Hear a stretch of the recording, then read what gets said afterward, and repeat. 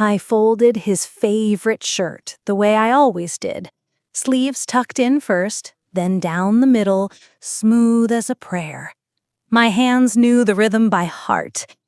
63 years of being a mother teaches you that some gestures are love made visible.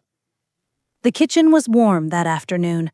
Sunlight poured through the lace curtains, the kind my mother hung in her kitchen, the kind I hung in mine. The teapot sat ready on the stove, steam curling like hope. I'd picked chamomile, his favorite since he was 7 years old and couldn't sleep through thunderstorms. On the table, wrapped in cream-colored linen, was the quilt. It had taken me 8 months to finish. Every stitch told a story. His first day of school, the summer we spent at the lake house, his father's smiles stitched into the corner in golden thread.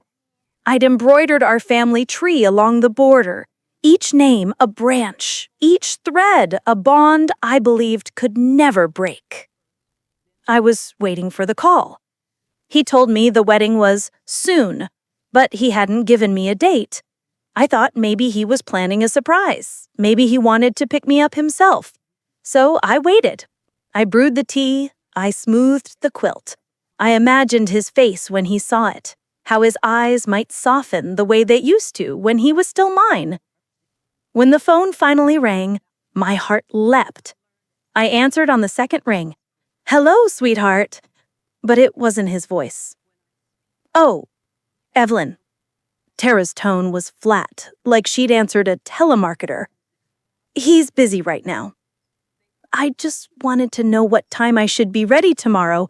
For the wedding, I have his gift all wrapped." There was a pause, long enough to feel like falling. "We got married yesterday." The words didn't land at first. They hovered in the air like dust caught in sunlight, weightless, unreal. "You, what?" It was small, just us. We didn't want to fuss. Her voice was casual, dismissive, like she was discussing the weather. "I thought he told you." My throat tightened. "He didn't." "Well, now you know." A rustling sound. She was doing something else while talking to me. "I've got to go. We're unpacking." The line went dead. I stood there, the phone still pressed to my ear, listening to the silence that felt heavier than any words ever could. The steam from the teapot had stopped. The chamomile had gone cold. I looked down at the quilt. All those hours, all those memories stitched with trembling hands and failing eyes. The golden thread I'd saved for special occasions. The lace I'd sewn along the edges because I wanted it to be perfect. Because I wanted him to know how much he mattered. And he hadn't even told me. I sank into the chair by the window, the quilt falling across my lap like a blanket of grief. Outside, children played in the street. A young mother pushed a stroller, laughing at something her toddler said. Life continued, indifferent and bright, while mine folded inward like old paper. They thought I didn't matter anymore. Maybe they were right. I sat there as the light shifted, as the afternoon bled into evening, as the shadows grew long and the house grew cold. The quilt lay heavy across my knees, a monument to everything I'd given and everything that had been taken without a word, without a thought, without even the courtesy of a goodbye. I didn't cry. Not yet. I just sat there, tracing the embroidered names with my fingertip, feeling each stitch like a scar. This was the moment I should have known, the moment I should have seen what was coming. But I didn't. Not yet. Because I still believed love could survive neglect. I still believed silence was temporary. I was wrong. And that quilt and the silence that followed would become the turning point. I just didn't know it yet. The loneliness I felt that day was only the beginning of a long, cold season, one that would strip me bare before teaching me how to bloom again. The days after the phone call blurred together like watercolors left in the rain. I tried to tell myself it was an oversight, that he'd been busy, that weddings are stressful, and maybe Tara had simply forgotten to tell him to call me. I made excuses the way mothers do, because admitting the truth felt like betraying the boy I raised. But deep down, in the quiet hours when the house creaked and settled around me, I knew I'd become invisible. It hadn't happened all at once. It was gradual, like winter creeping in. First a chill, then frost, then the slow, suffocating silence of snow. After his father died, I thought my son and I would grow closer. We were all each other had left. But then came Tara. She was beautiful, confident, the kind of woman who walked into a room and rearranged it with her presence. At first, I admired her. I thought she was good for him, strong where he was uncertain, bold where he was cautious. But she didn't like me. I couldn't say when I first felt it. Maybe it was the way her smile never reached her eyes when I spoke. Maybe it was how she'd glance at her phone whenever I told a story, or how she'd cut me off mid-sentence with a laugh that felt like a dismissal. She made me feel like I was taking up too much space in my own son's life. And slowly, he started to believe it too. The visits became shorter, the phone calls less frequent. Holidays turned into maybe next year, and we're just so busy. I'd set the table for 3 and eat alone, staring at the empty chairs, wondering where I went wrong. The house remembered, though. It remembered his laughter echoing down the hallway when he was 10. It remembered the scent of his father's cologne lingering in the bedroom doorway. It remembered birthday candles and Christmas mornings and the sound of a family that no longer existed. Now it was just me and the ghosts. One afternoon, months after the wedding I wasn't invited to, Tara showed up unannounced. I heard the car pull into the driveway and my heart fluttered with foolish hope. Maybe he'd come. Maybe he'd finally realized. I smoothed my hair, straightened my cardigan, opened the door with a smile. But it was only her. "Evelyn," she said, not waiting for an invitation before stepping inside. Her heels clicked against the hardwood like a countdown. "We need to talk." She didn't sit. She stood in the center of the living room, arms crossed, scanning the space like she was appraising it. "About what?" I asked, trying to keep my voice steady. "About this house." My breath caught. "What about it?" "It's too much for you." Her tone was brisk, efficient. "You're getting older. It's not safe for you to be here alone. We've been talking, my husband and I, and we think it's time you consider moving into a facility, somewhere with people who can take care of you." My husband, not your son, not our family, just my husband. "I don't need to be taken care of," I said quietly. "I'm managing just fine." She smiled, but it didn't comfort me. "You say that now, but what happens when you fall? When you forget to turn off the stove? We're thinking of your safety, Evelyn." She wasn't. I could see it in her eyes. She was thinking of the house, the property, the value, the inheritance she'd already claimed in her mind. "I'm not leaving," I said, firmer this time. Her expression hardened. "We'll see." She left as quickly as she came, her perfume lingering in the air like a threat. I stood there, alone again, staring at the door she hadn't bothered to close all the way. That night, I couldn't sleep. I sat at the kitchen table with the old notebook my husband had given me years ago, a leather-bound journal he'd inscribed with, "For all the things you need to remember."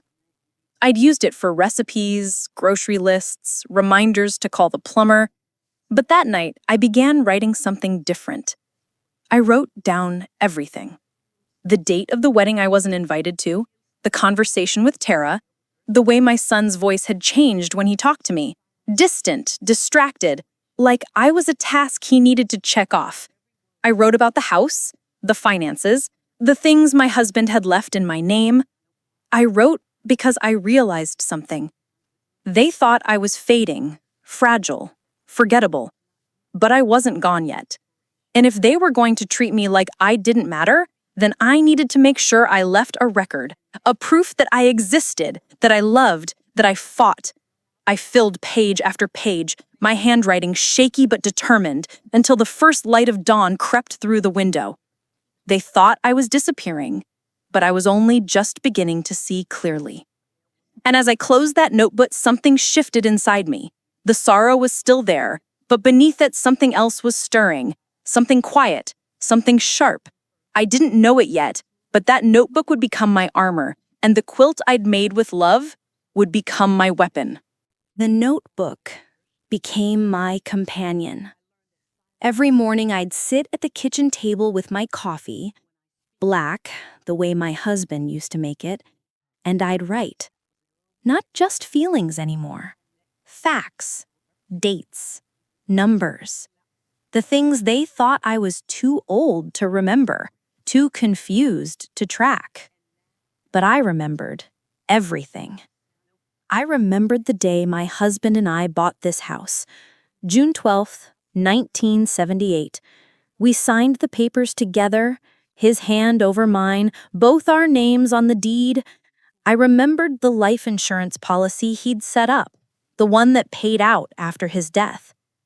I remembered depositing that check myself, sitting in the bank manager's office, nodding as he explained terms I understood perfectly well.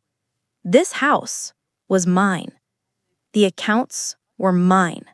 My husband had made sure of it. But somewhere along the way, things had started to change. Small things at first. Bills that went missing, statements I didn't remember seeing. My son had offered to help with the paperwork after his father died, said it would be one less thing for me to worry about. I'd been grateful then. I was drowning in grief, and he was my lifeline. Now I wondered what else had slipped through my fingers while I was too broken to notice. So I started digging. I went through every drawer, every file cabinet, every box in the attic that I'd been too afraid to open since my husband passed. I found bank statements with withdrawals I didn't make, property tax documents with my son's signature instead of mine, letters from the mortgage company about refinancing I never approved. They had been moving pieces while I mourned. The realization didn't come with anger, not at first. It came with a cold, clarifying certainty, like stepping from fog into sharp winter light. They had been preparing to erase me. I sat on the bedroom floor, surrounded by papers, my husband's old briefcase open beside me. Inside, I found things I'd forgotten existed. The original deed to the house, his will, which clearly stated everything was to remain in my name until my death. Letters he'd written to me over the years, tucked away like prayers. And tucked in the very bottom, in a sealed envelope marked, "For Evelyn, when you need it," a letter in his handwriting. My hands trembled as I opened it. "My dearest Evelyn, if you're reading this, I'm gone, and I hope you've had time to grieve me properly. But I also know you. I know you'll blame yourself for things that aren't your fault, and I know you'll let people walk over you because you love too deeply. Don't. This house is yours. Our life's work is yours. I put everything in your name because I trust you and because I wanted to make sure no one could take from you what we built together. If someone tries, fight back. You're stronger than you believe. You always have been. I love you. I'm still with you, and I believe in you. Forever yours, Thomas." I read it 3 times, tears blurring the ink, his voice echoing in every word. He'd known. Somehow he'd known I'd need this. I folded the letter carefully and placed it back in the envelope. Then I gathered every document, every statement, every piece of evidence I'd found. I organized them by date, by category, by significance. And then I looked at the quilt. It was still folded on the chair by the window where I'd left it months ago, the gift that was never given, the love that was never acknowledged. I ran my fingers over the embroidered family tree, over the golden threads that spelled out names and dates. An idea began to form. The quilt had pockets, small ones, sewn into the back for structure and weight. I'd lined each patch with muslin to give it body, but those pockets could hold more than batting. They could hold truth. I spent the next 3 days carefully unseaming sections of the quilt. I slipped documents inside, copies of the deed, the will, bank statements, my husband's letter. I folded them small and flat, tucked them between layers of fabric where no one would think to look. Then I stitched it all back together, my needle moving with purpose, each stitch a quiet act of defiance. When I was finished, the quilt looked exactly as it had before. Beautiful, innocent, a labor of love from a mother to her son. But now it was also a time bomb. I called my goddaughter, Lena. She was the daughter of my oldest friend, a woman who'd passed away when she was just 20. I'd stepped in as best I could, helped her through college, attended her graduation, celebrated when she became a social worker. She called me Aunt Evelyn, and she visited when no one else did. When she answered, her voice was bright. "Aunt Evelyn, I was just thinking about you. How are you?" "I need your help," I said quietly. There was a pause. Then softer, "Tell me everything." I did. I told her about the wedding, about Tara's visit, about the documents I'd found. I told her about the quilt and the plan forming in my mind. I asked her if she knew a lawyer, someone good, someone who dealt with elder law and estate disputes. She said, "I know just the person. Let me make some calls." 2 days later, I sat in a lawyer's office downtown, a sharp-eyed woman named Margaret Chen, who listened without interrupting as I laid out my case. I showed her the documents, the timeline, the evidence of financial manipulation. She leaned back in her chair, fingers steepled. "This is very thorough, Mrs. Hartley, very thorough, indeed." "I'm not senile, no matter what they want people to think." She smiled, a small, fierce smile. "No, you're certainly not. Let me ask you something. What do you want? Do you want restitution? Do you want consequences? Do you want your son to face legal action?" I thought about that. About the boy who used to climb into my lap when he had nightmares. About the man who'd let someone convince him his mother was disposable. "I want my dignity back," I said finally. "I want them to know they can't erase me. And I want to make sure this doesn't happen to anyone else." Margaret nodded. "Then let's get to work." Over the next few weeks, we built the case. Margaret filed paperwork to reverse the unauthorized transactions. She contacted the bank, the mortgage company, the insurance agency. She sent formal letters to my son and Tara, informing them that Mrs. Evelyn Hartley was reclaiming full control of her estate. And through it all, the quilt sat in my living room, waiting. Because I knew there would come a moment when I'd need it, when words wouldn't be enough, when I'd need something symbolic, something visceral, something that would make them understand exactly what they'd tried to take. They thought they'd buried me in silence and paperwork. But I was digging my way out, one stitch at a time. And when I emerged, they wouldn't recognize the woman standing in front of them. Because she wasn't the grieving widow anymore. She wasn't the forgotten mother. She was someone who'd learned that love without respect is just another word for servitude. And I was done serving. The invitation arrived on a Tuesday. Not addressed to me, it had been forwarded by my cousin Helen, who'd received it and thought I should know. It was printed on thick cream cardstock with elegant gold lettering.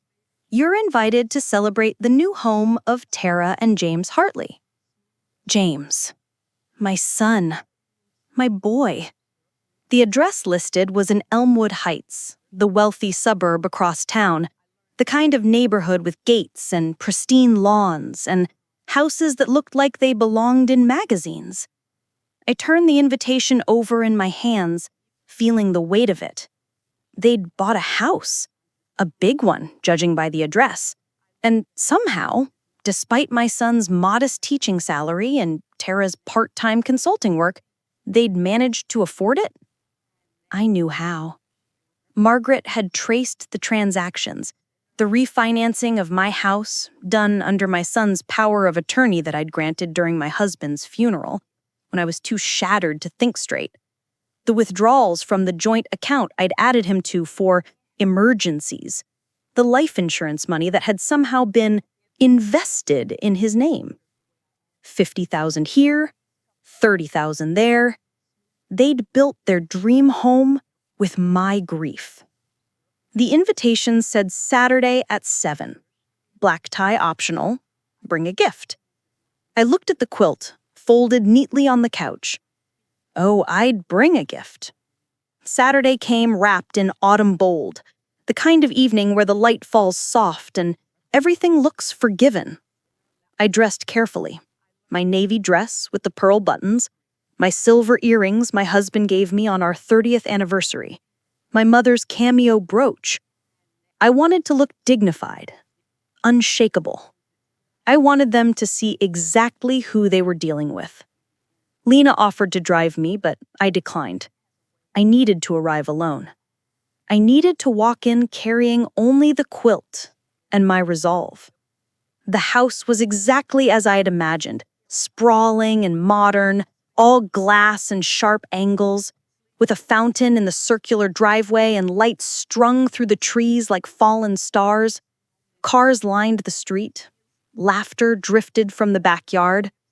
I stood at the front door for a moment, the quilt heavy in my arms. Then I rang the bell. Tara answered. She was wearing a white cocktail dress, her hair swept up, a glass of champagne in her hand. When she saw me, her smile faltered. Evelyn! She didn't open the door wider. What are you doing here? I was invited, I said calmly, holding up the forwarded invitation. I brought a gift. Her eyes flicked to the quilt, then back to my face. Something calculating moved behind her expression. We weren't expecting you. I know. For a moment, we stood there, two women in a doorway, sizing each other up.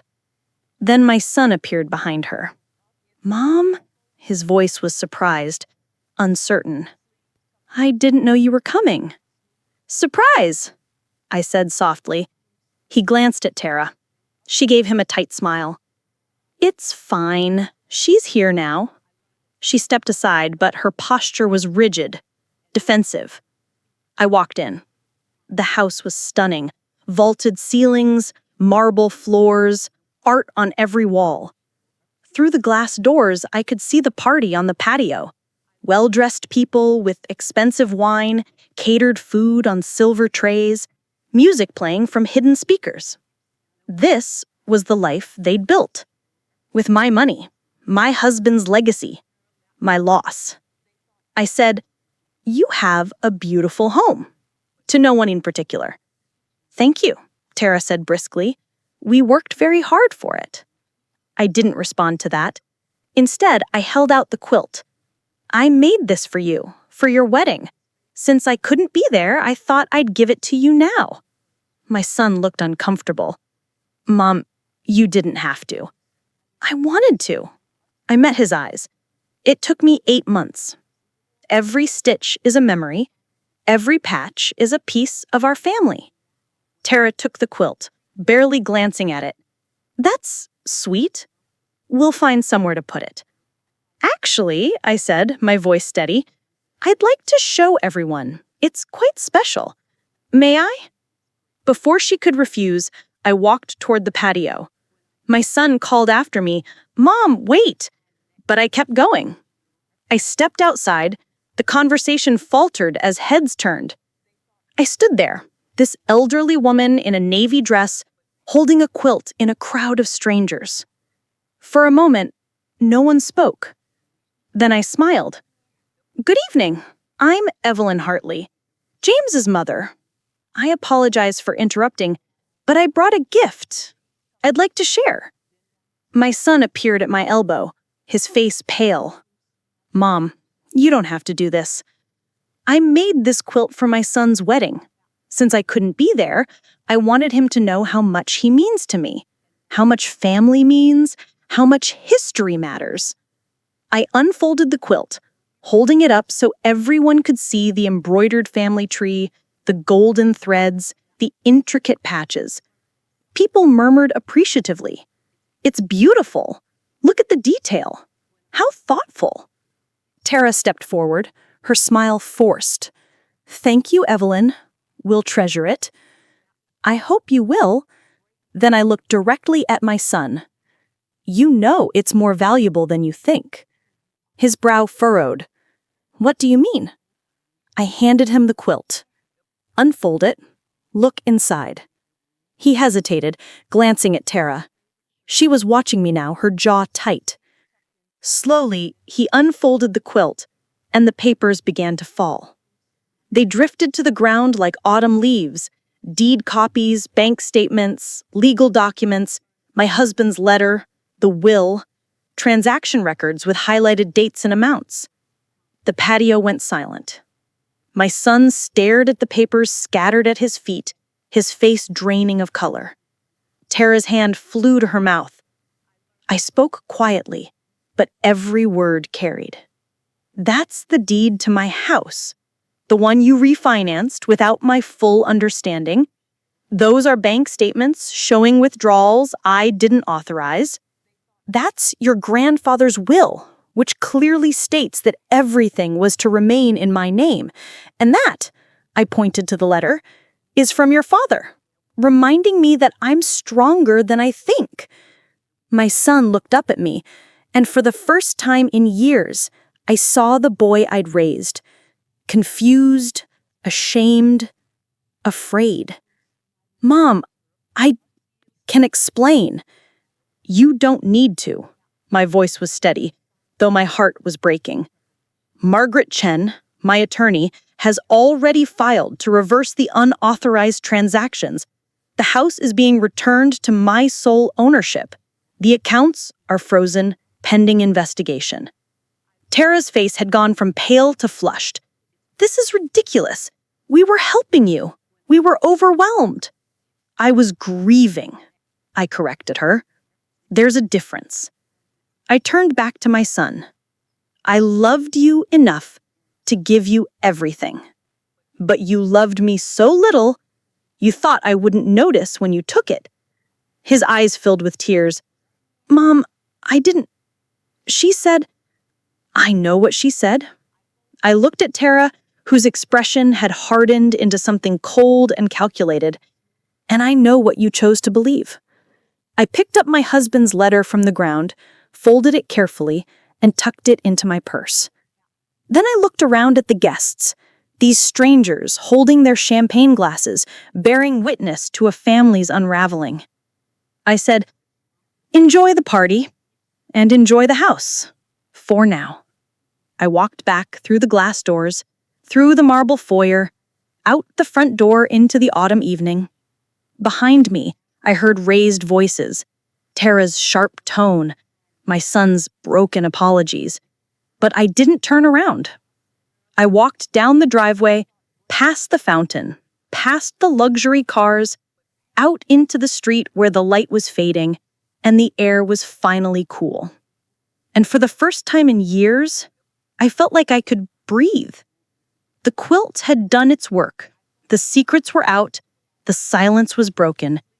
And I, the invisible woman, the forgotten mother, the discarded elder, had spoken. Not with bitterness, not with cruelty, but with the kind of quiet, unshakable dignity that only comes from knowing your worth. They thought I could erase me. Instead, I'd rewritten the story. The fallout came in waves. First, silence. For 3 days after the party, my phone didn't ring. No apologetic calls from my son, no furious messages from Tara, nothing. I spent those days in my garden, pulling weeds from the flower beds my husband had planted, letting the October sun warm my shoulders. The quiet wasn't lonely anymore. It was peaceful. Margaret called on the 4th day. "They've responded," she said, "through their attorney. They're not contesting the reversal." I sat down in my kitchen chair, the one by the window. "They're not?" "No. I think your presentation made it clear they don't have a leg to stand on. Witnesses, documentation, and the fact that you very publicly proved your mental competency." There was a smile in her voice. "That was quite the strategy, Mrs. Hartley." "I just wanted them to understand," I said quietly. "They do now. The house refinancing is being reversed. The withdrawn funds are being returned, with interest given the circumstances. And there's something else." I waited. "Your son called my office directly. He wants to speak with you. He said," she paused, "he said he'd wait as long as you need, but he hopes you'll give him a chance to apologize properly." I looked out the window at the street, where children were riding bikes, where life continued its ordinary rhythm. I said, "I'll think about it." What I didn't tell her was that I already knew I wouldn't answer. Not yet. Maybe not ever. Because some silences are chosen, and this one was mine. Margaret helped me with the next phase, the part that mattered more than revenge ever could. We established the Hartley Elder Advocacy Foundation.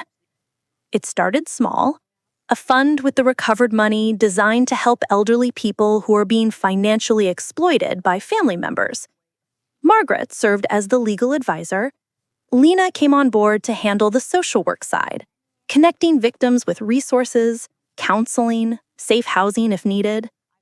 We rented a small office downtown, furnished it simply: a desk, chairs, filing cabinets, and on the wall behind the reception area, in a simple wooden frame, we hung the quilt. Not as decoration, as a reminder. Every patch told a story, not just mine, but every elder's story. The stitching represented the labor of a lifetime. The hidden documents symbolized truths that needed to be spoken. And the way it had been given as a gift, only to become an instrument of justice, showed that love and accountability aren't opposites. They're two halves of the same truth. People started coming. Slowly at first, then more steadily. An elderly man whose grandson had drained his pension. A woman whose daughter had forged her signature on a reverse mortgage. A widower whose new caretaker was stealing jewelry piece by piece. They came with shame in their eyes, thinking they were the only ones, thinking they'd somehow failed. I met with each of them personally. I served them tea, chamomile, the kind that calms the nerves. I listened to their stories without judgment, and then I told them mine. I showed them the quilt. I explained what each section meant. I let them hold the fabric, feel the weight of it, understand that they weren't alone. You're not foolish. You're not weak. You loved someone who took advantage of that love. But that doesn't mean you stop fighting. We helped them fight. Margaret filed cases. Lena connected them with support groups. We partnered with the district attorney's office to prosecute elder financial abuse. We lobbied for stronger protections, clearer laws, better enforcement. The foundation became something bigger than my pain. It became a place where invisibility ended and voices began. 6 months after the party, a letter arrived. My son's handwriting. I recognized it immediately. The same slanted script he'd used for Mother's Day cards when he was young. I almost didn't open it. But in the end, I did. Dear Mom, I don't expect you to forgive me.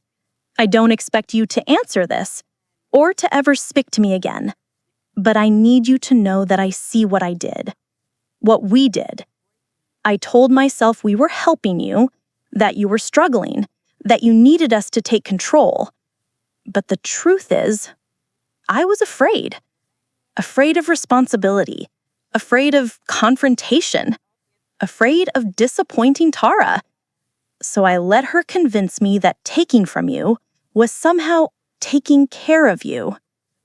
I was wrong. Deeply, unforgivably wrong. Tara and I have separated. Not because of the money, although that revealed things I'd been refusing to see, but because I finally understood what you tried to teach me my whole life. Love isn't control. Family isn't ownership. And honoring someone doesn't mean erasing them. I heard about the foundation. I heard you're helping people like you. People whose families betrayed them. I'm proud of you, Mom. I know I don't have the right to say that anymore, but it's true. I'm so sorry for everything. For the wedding, for the house, for making you feel like you didn't matter. You've always mattered. I just forgot how to show it.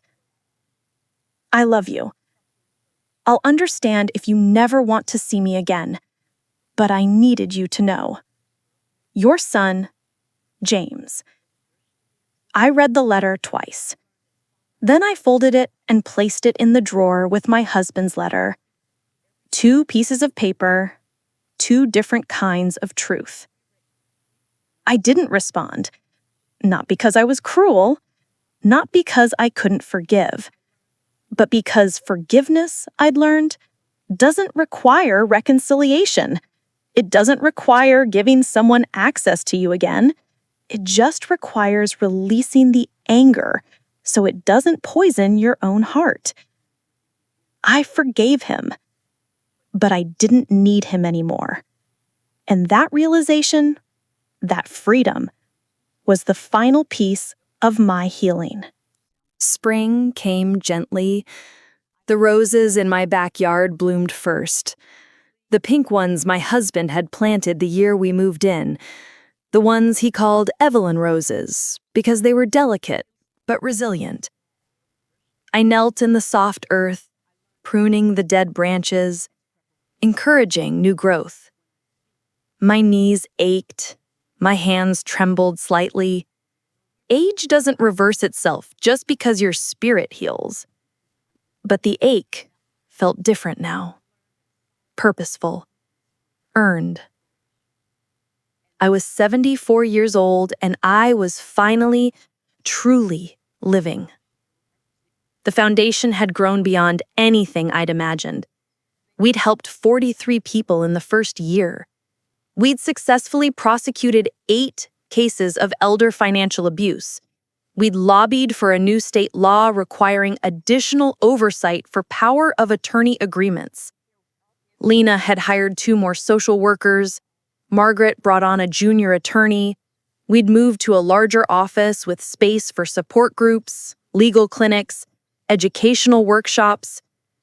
But my favorite part was still the quiet conversations in the small room with the quilt on the wall. Listening, witnessing, holding space for people who'd been made to feel small, reminding them that they mattered. One afternoon, as I was deadheading the roses, I heard the gate creak. I looked up, shading my eyes against the sun. It was my son. He stood at the edge of the garden, hands in his pockets, looking older than I remembered. Thinner. There were lines around his eyes that hadn't been there before. We stared at each other across the flower beds, a distance that was more than physical. "Hi, Mom," he said quietly. I straightened, brushing dirt from my gardening gloves. "James." "I know I shouldn't have come without calling. He swallowed hard. "I just wanted to see you, to see that you're okay." "I'm more than okay," I said. He nodded, his eyes glistening. "I can see that. The foundation, Mom, it's incredible. What you've built." "What I've survived," I corrected gently. His face crumpled. "I'm so sorry. I know I've said it before, but I need you to hear it again. I'm sorry for all of it. For not seeing you, for letting someone convince you you were weak when you've never been anything but strong." I looked at him, this man who was once my whole world, who'd grown up and away and into someone I didn't recognize. But underneath the stranger, I could still see the boy, the one who'd held my hand during thunderstorms. "I forgave you a long time ago." Hope flickered across his face. "Does that mean—" "It means I don't carry anger anymore. But it doesn't mean everything goes back to the way it was." I pulled off my gloves slowly. "You hurt me, James. Not just financially. You made me feel invisible in my own life. And I've spent this last year remembering who I am. I can't go backwards." He nodded, tears spilling over. "I understand. I needed you to know that I see you now. Finally. Completely. I'm glad," I said honestly. "Not for me. I don't need your validation anymore. But for you. Because seeing people, truly seeing them, is how you become human." We stood in silence for a moment, the roses swaying between us. "Can I visit sometimes? Maybe help at the foundation? I'm not asking to be in your life the way I was, just on the edges if you'll let me." I considered that. Considered whether I had room in this new life for someone from the old one. "We need volunteers. For the legal clinics, for organizing events. If you're serious, if you're willing to show up, not just promise, then yes, you can help." His face transformed. "I will. I promise. I'll show up.